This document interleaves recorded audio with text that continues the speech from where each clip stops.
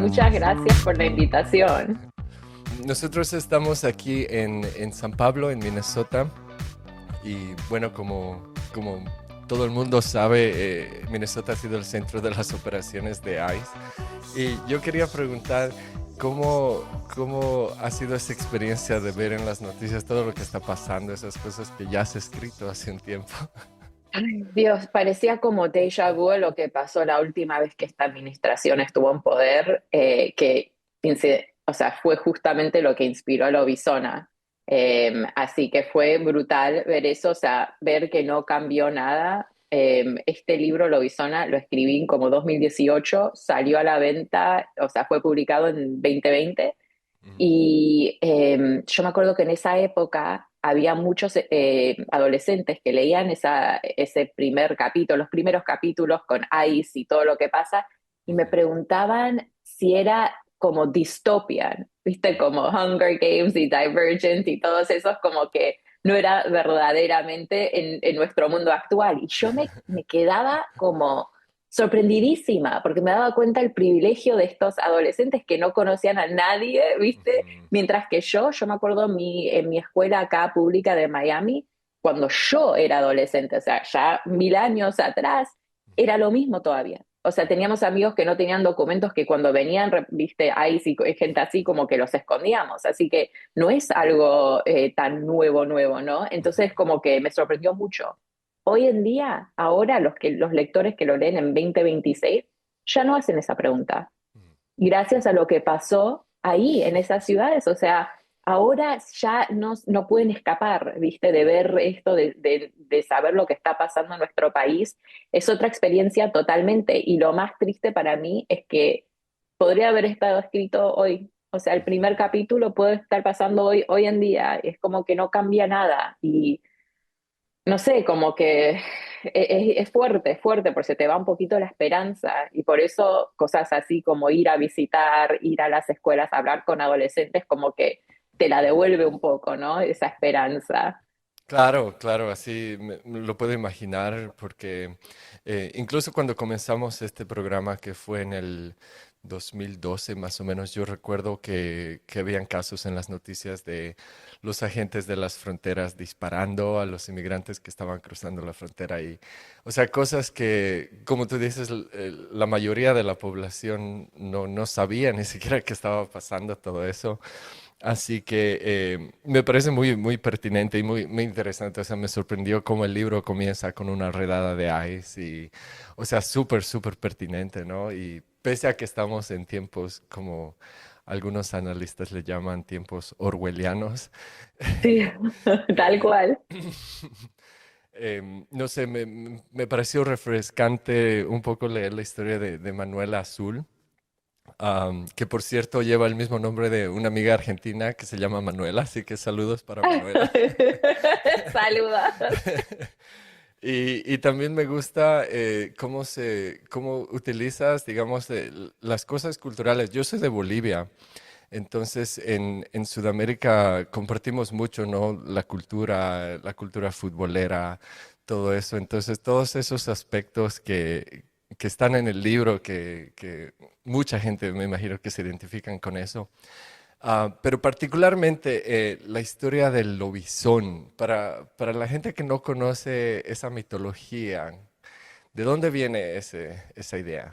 Bueno, mira, todo empieza con una ley que es actual, o sea, la pueden googlear, como diríamos, que es la ley de padrinazgo presidencial. Y en Argentina esta ley actual, o sea, dice que el presidente de Argentina se hace como el padrino del séptimo hijo varón o la séptima hija mujer en una familia. Imagínate yo, más jovencita, me entero de esto porque veo uno de esos diarios, viste, en idioma español acá en Miami, que hay varios, y viste, veo que mis padres tienen uno y lo agarro y veo como ahí que dice el título, viste, séptimo hijo varón, no sé qué, algo de como que se salva de ser lobizón, ¿no? Y como que yo me Mm. quedé como, bueno, este es un diario de chistes, como acá tenemos The Onion, ¿no? Como algo así.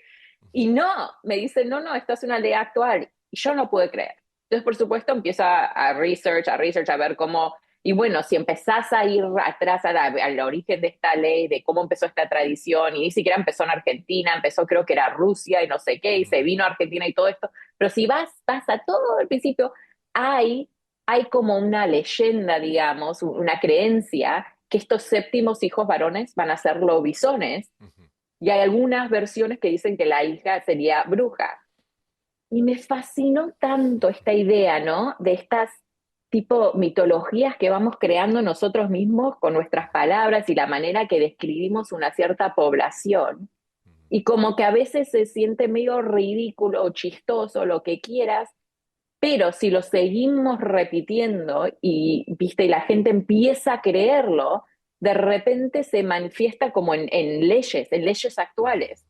Y con eso Sí. empecé a pensar más que todo en la palabra ilegal y la manera de que se aplica a un ser humano, que es horrible, que te niega tu humanidad, ¿no? Entonces, es como que me puse a pensar, una vez que empezás a etiquetar a seres humanos como ilegales, de repente se hace mucho más fácil hacer lo que están haciendo, Ujú, ponerlos en centros de detención inhumanos, separar a familias, a bebés, enjaular bebés ujú. esencialmente. Todas estas cosas de repente se permiten porque ya creamos esta, digamos, mitología sobre esta gente que es como menos humana, ¿no? Y es horrible, y eso me molestó mucho y me puso a pensar en el poder de la palabra. Entonces todo empezó así. Pero, y más allá que todo eso, también me interesó mucho la idea de la lobizona, porque la palabra es lobizón, no es lobizona. Claro. Y como ahí es otro límite de vocabulario, y me puse a pensar, bueno, pero en realidad el ser lobizón, lobizona, es como, tiene mucho más que ver con el ciclo femenino que masculino, ¿no? Es de cada mes, con la luna, Mm, cambiás, yo qué sé. Entonces, como que no me gustaba que era todo lo visón que veíamos, toda la representación era masculina. Pareció mucho más importante que sea femenina. Entonces, así fui desarrollando. ujú. No sé, o sea, estoy como en una de esas situaciones donde escribís un libro así y esperás de que ya no sé, como que ya no aplique más a nuestra sociedad y como que lo podamos leer como un ejercicio así en literatura y ya está. Pero el hecho de que no fue así, o sea, yo no me pude imaginar en ningún mundo de que iba a volver esta administración a estar en poder. Imagínate la ingenua, viste, que yo me dije, bueno, después de todo lo que pasamos no hay manera. Mm, Pero por eso, viste, es como que estuve un poco mal, pero esta visita a Saint Paul no sé, me llenó de como una esperanza, una energía que me hacía falta. Visité 8 escuelas y me reuní me contaron que fueron más de 1.000 estudiantes con wow. quienes hablé en persona, ¿no? Porque después Ujú, están todos los que asistían así, remote. ujú, Y fue impresionante. La verdad que estaban todos tan unidos, las preguntas que recibí, viste, o sea, había gente que me pedía que él firme los libros para amigos que no se sentían seguros como yendo a la escuela mm, presencialmente, viste, y no sé, como que había gente que me preguntaba si yo tenía miedo porque escribí sobre esta temática y lo que está pasando es como que estos adolescentes no, o sea, están ahí, están al frente de todo y me partió el alma. Así que, pero a la misma vez ver lo unidos que estaban, la manera de que recibieron este libro, me puse a pensar, ¿no? Como los políticos de hoy no tenían libros como Lobizona. Yo lo sé porque mm, yo no tuve un libro como Lobizona de adolescente y por eso lo escribí. Entonces, como que me da esperanza que los niños de hoy sí tienen libros como Lobizona. Y hay muchos ya que nos, viste, sobre muchas temáticas, pero estas identidades marginalizadas, ¿no? Como diríamos, y que los celebramos ahora en libros. Y antes no los podíamos ver, no existían. Entonces, como que me da esperanza de que estos adolescentes van a crecer con más empatía, ujú. porque eso es lo que un libro te da, en realidad, te abre más o menos los ojos y el corazón y la mente a la vida, la experiencia de vida de gente muy diferente. Y así que bueno, tengo esperanza para el futuro, pero en este momento los líderes de hoy para nada me dan esperanza. Y es fuerte, es muy fuerte. Especialmente yo vivo en Miami, estamos también rodeados de inmigrantes, toda nuestra familia es inmigrante, así que es fuerte. El mensaje que quiero dar es que necesitamos pensar mucho más la manera que hablamos de uno del otro, cómo nos describimos, cómo nos etiquetamos. Tenemos que tomar más en consideración que estamos creando estas mitologías, como decía antes, y a veces es medio peligroso. Y también el mensaje de que tenemos que aceptarnos uno al otro y la importancia de la comunidad. O sea, en el libro es la manada, pero la comunidad es sumamente importante y no tenemos que perder eso de vista.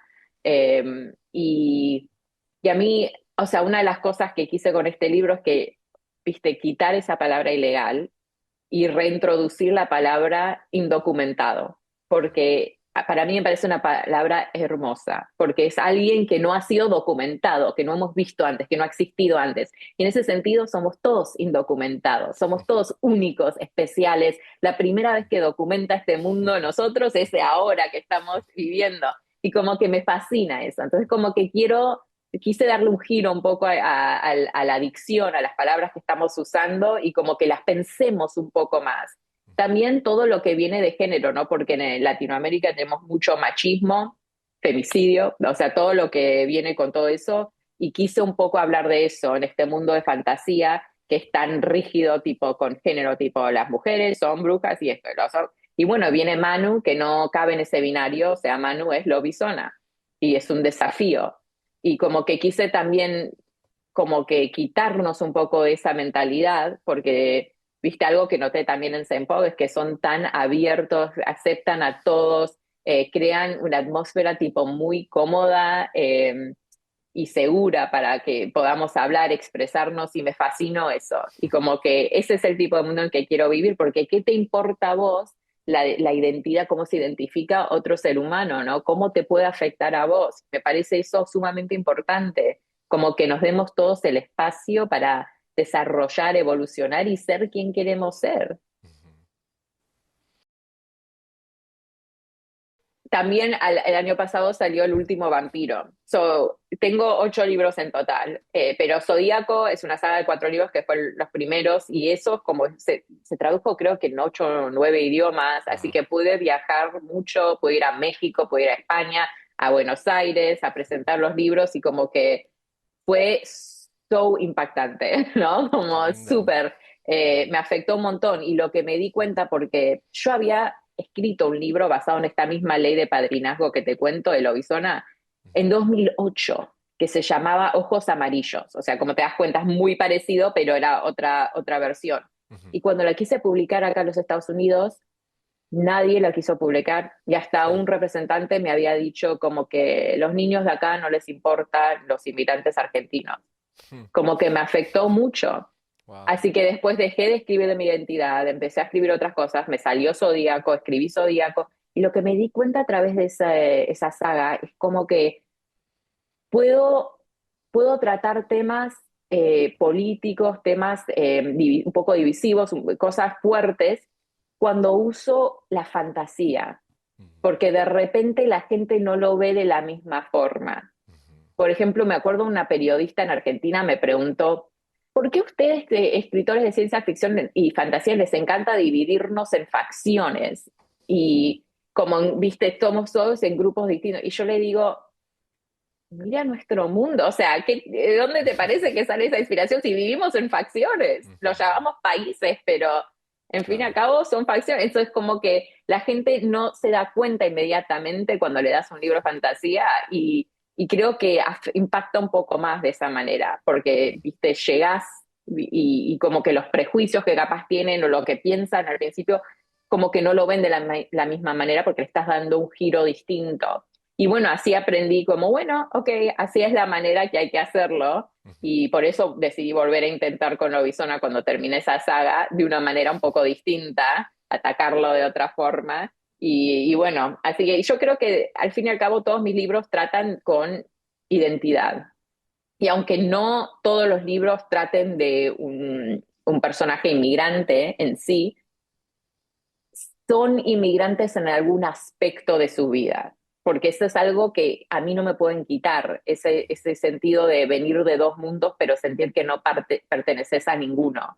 Eso creo que lo veo en todos mis libros, en todos mis personajes, es algo muy personal y creo que siempre estoy más o menos explorando ese sentido de identidad y dónde sacamos el sentido de identidad y la memoria ancestral es súper importante en mis libros también, y hasta cuál punto nos afecta y en qué momento somos individuos que ya, viste, tenemos que separarnos un poco de eso. Entonces es como que encontrar ese balance me interesa mucho.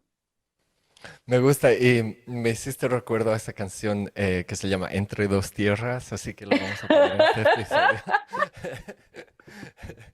Y hablando de música, ya que tocamos el tema, ¿qué música escuchas? ¿Cuál es tu música favorita? Ay, de todo, de todo. Ahora, yo antes me gustaba más rock, viste, cosas así, y después me casé con un cubano que me presentó a toda la música cubana, y Mm, ahora como que me la paso escuchando música cubana. buenísimo. Pero me gusta de todo. Él y yo, justo o sea, el primer cantante que tuvimos en común era Fito Páez. Ah, buenísimo. Pero fue re cómico. Pero sí, me encanta todo. Y con este libro, obvio, tuve que usar la canción de Shakira, She Wolf, eh, La Loba, porque obvio, era perfecto, encajó fenomenal con este libro. Vamos a ponerle esta canción también. Perfecto. Una de las preguntas que no quiero olvidarme es ¿qué consejo tendrías para los jóvenes, para los estudiantes que quizás tienen un interés en la escritura, en crear cuentos, novelas? ¿Qué consejo les darías? Lo más importante es no darse por vencidos, porque yo escribí mi primer libro, creo, 19 20 no sé qué, y me lo rechazaron. Y escribí 4 libros más en esa década, digamos, no sé, pasé como 8 años y medio escribiendo, 5 libros en total, y todos fueron rechazados. Y te digo, libros de 300 400 páginas cada uno completamente distinto, una temática distinta, todo, cada uno fue rechazado. Entonces, lo que yo Wow. siempre digo es, los nos, o sea, los rechazos no importan, porque solo necesitas un sí. Ese sí te hace un autor publicado. Ese sí, eso es todo. Después te olvidas de todos los no. Como en un partido de fútbol, ¿no? Todos los tiros al gol que no entran no importan, porque lo único que cuenta al final, lo único que te recordás son los goles que entraron. Entonces, como que no, o sea, tenés que seguir insistiendo. Yo me di cuenta que la única que me puede rechazar soy yo, porque si yo decido dejar de escribir, dejo de escribir y después no estoy acá hablando con vos. Entonces, como que fue súper importante escribir ese sexto libro porque terminé con el contrato para Zodíaco. Yo siempre digo, viste, no dejes de escribir. Escribir es algo que es difícil porque no te pueden decir que está correcto o incorrecto porque no es así, no es ciencia, no es matemática, es tu verdad, ¿no? Es tu alma, es algo muy subjetivo. So, a veces no llega a alguien y a veces sí, pero yo digo que si empezás a escribir es porque normalmente es porque sos lector primero. Y si sos lector y vos encontrás una idea, una historia que vos querés leer y la escribís, alguien en este mundo también va a querer leer. Y a veces no vas a encajar con esta persona, no lo encontraste. Entonces tenés que escribir otro. Pero lo mejor de las palabras es que no expiran. Entonces, por ejemplo, muchos de mis libros publicados son descendientes, digamos, de estos libros rechazados. Yo volví a ellos, o sea, Ojos Amarillos es un ejemplo, pero El último vampiro, yo había escrito un libro súper parecido que fue rechazado. Después agarré, bueno, ya soy autora publicada, aprendí bastantes cosas, voy a volver a esa idea, la voy a volver a escribir y bueno, y la vendí. Entonces siempre digo, nada, no tires nada, ¿viste? Como que siempre podés volver y sacar algo de ahí, todos tus esfuerzos valen por algo. So, hay que insistir y seguir escribiendo. Buenísimo, buenísimo el mensaje y yo creo que también aplica a cualquier otro tipo de artes, ¿no? Porque Tal cual. la música, la escritura, Sí, pintura, cualquier cosa. sí, sí. Así que muchísimas gracias. Últimamente, ya para terminar, ¿tienes algún equipo favorito? Ya que hemos hablado de fútbol. Bueno, en Argentina es Racing, Ah, es mi Racing. cuadro. Muy Ay, bien, muy sufrimos bien. por mucho tiempo, pero sí, y por eso Manu y su mamá en Lovisola son de Racing también. Ah, buenísimo, por eso. Pero fue muy cómico porque la pregunta que más me preguntaron los adolescentes en Saint Paul, Messi o Ronaldo. Y yo les decía, a mí no me insulten así, por favor. Los fans de Ronaldo salen de esta habitación. Se reían tanto. Ah, pero bueno, en ese caso te preguntaría Messi o Maradona. Messi. Ah, ok, ok. Aunque no me gustó que vaya a la Casa Blanca, te lo digo en toda Eso iba a sinceridad. decir. Pero Maradona también se mandó una, o sea, se fue a Cuba, Ah, seguro, hizo de sí, sí, todo, sí. ¿viste? Él también hizo muchas, se mandó muchas, pero sí, en este momento estoy mal con Messi, ¿no? Bueno, A mí también me han preguntado eso de Messi o Ronaldo. sí. ¿Vos qué decís? Yo digo ninguno. Muy bien, te lo acepto. Muy bien, Romina. Muchísimas gracias por tu tiempo, por las experiencias y si alguna vez quieres pasarte por el programa clandestino, tienes las puertas abiertas. Muchas gracias, me encantaría. Muchas gracias y bueno, me encantó la charla. Igualmente, Romina, vamos a estar en contacto y mucha suerte con todos tus proyectos. Gracias, igualmente. Gracias, chao. Chao.